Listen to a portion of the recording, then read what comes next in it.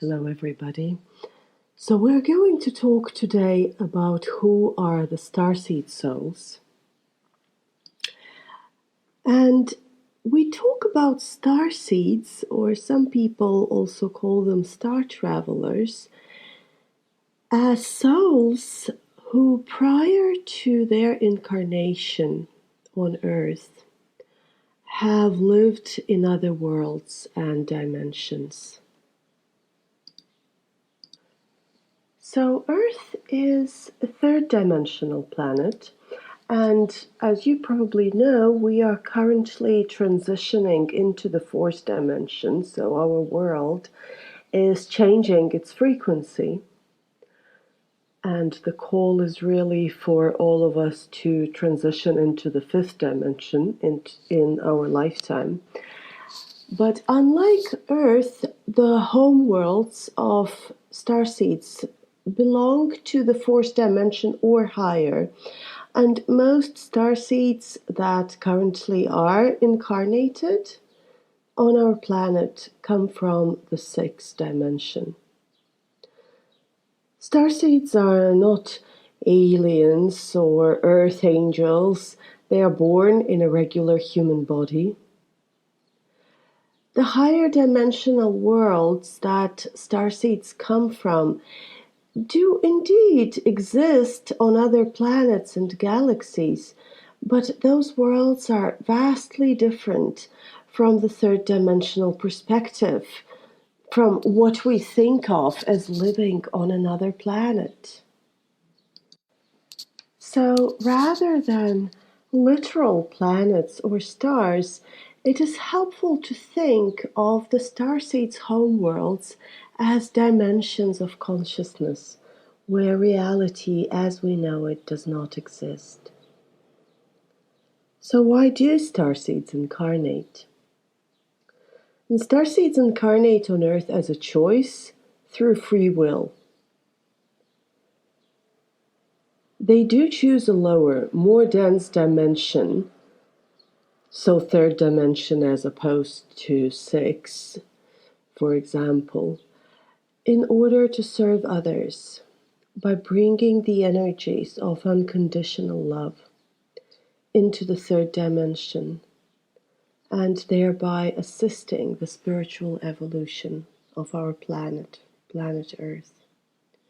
And the vast majority of starseeds currently on planet Earth are here to serve others. There are some negative soul groups, but the whole choice of going through the worlds of much finer vibration into a very low density world can really be fully done altruistically, because for a selfish purpose it is so much more difficult to give up, let's say, an easier life. Because only a selfless mission can, for the majority of souls, inspire choosing an incarnation in a reality so dense that it would cause one to forget one's own soul and its connection to Source, the Creator God. Starseeds are not physically different from other people.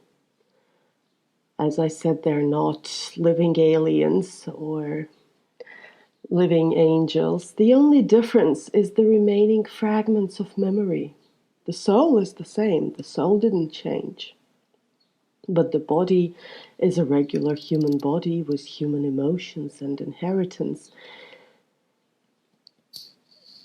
So the difference is the fragments of memory about previous incarnations. If a starseed remembers even partially, if they remember who they are, their way of thinking is dramatically different from that of the people around them, the earth souls, who have not yet had the experience of higher worlds.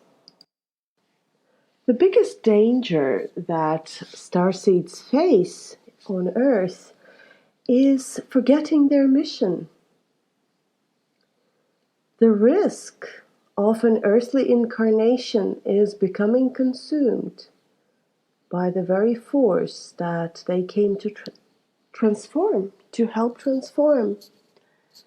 When this happens, a star traveler soul would be polarized by the world of duality, so good, bad, male, female, hot, cold, etc., to a much greater extent than they had originally expected in higher and more harmonious frequencies. Most starseeds that I had previously worked with and personally worked with have experienced hundreds of incarnations on Earth. So most souls did not come here and now with no previous Earth experience. And they have often worked with the same karmic issue lifetime after lifetime.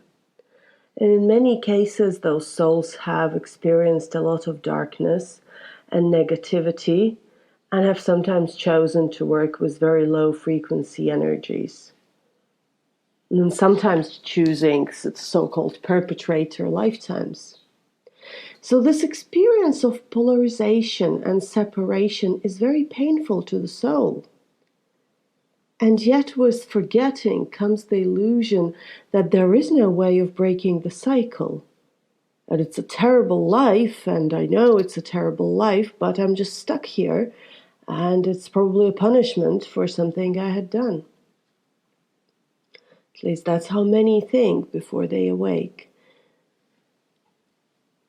So complete forgetting of their true nature in the third dimension means that a star traveler becomes literally trapped by it and enters this endless cycle of life, death and rebirth, or what is called samsara in Buddhism.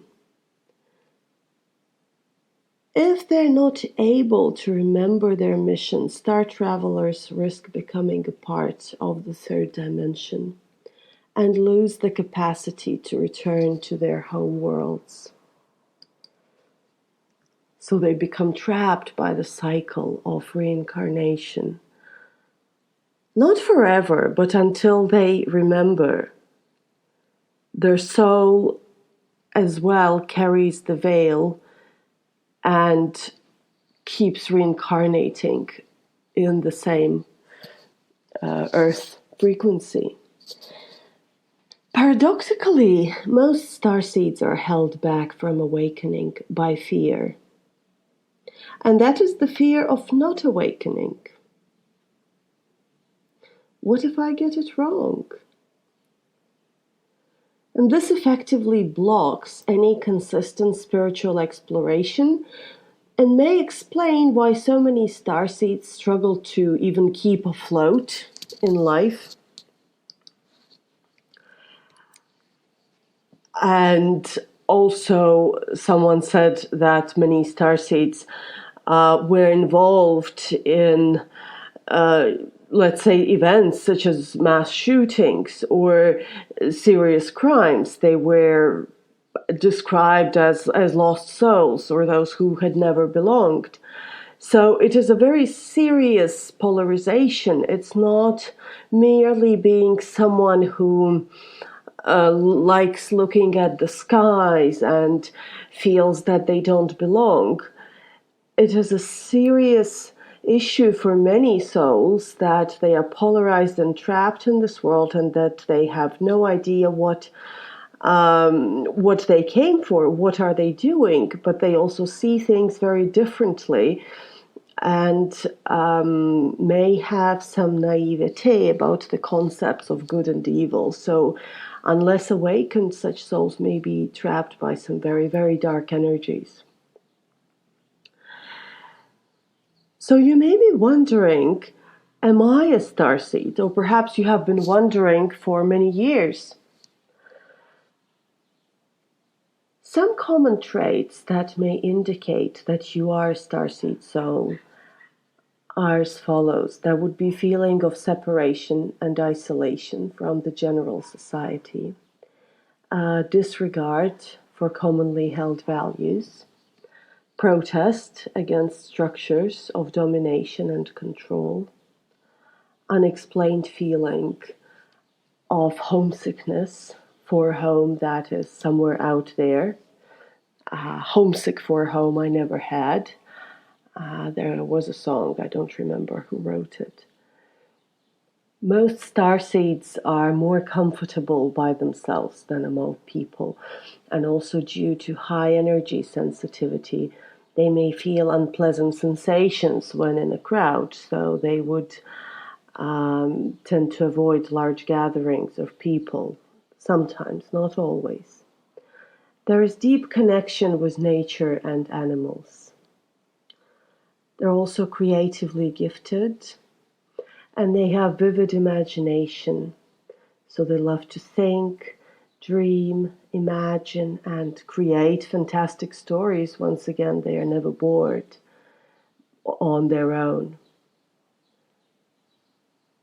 They can sometimes be like a human lie detector and have very low tolerance for pretense and the shoulds and the musts of societal norms and conventions, sometimes deliberately so, or even hating the society because they can't understand how it works or functions. Although they have many talents and capabilities, some are extremely intelligent and gifted, they will often doubt themselves if not yet fully awakened.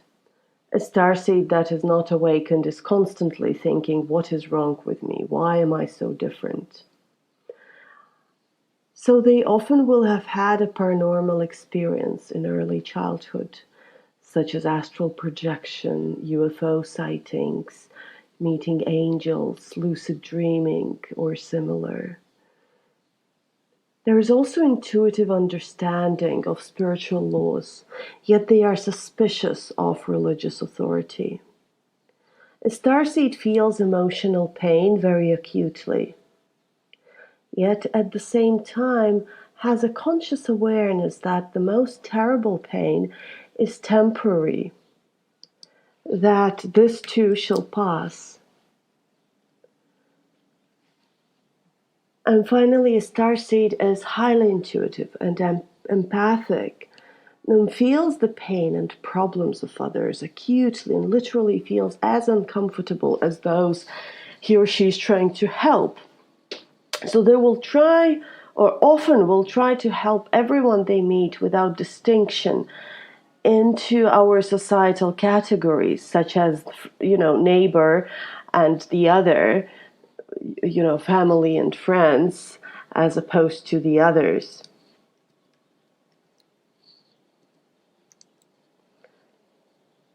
So if you resonate with these statements, you may have been asking yourself since early childhood, why am I here? What have I come here to do? I know I came here for a purpose, but what is my mission? And really, there is only one reason why you incarnated on Earth, and that is to serve humanity. There was never any other reason. There is no other mission, no other purpose. But you have a multitude of ways to fulfill your mission of service. Remember that you have always loved something in particular: dance, music, writing, imagining, creating stories. What did you want? What made you happy as a child? But above all, it's crucial to remember who you are, to take conscious steps into the process of remembering. Your remembrance is your greatest power.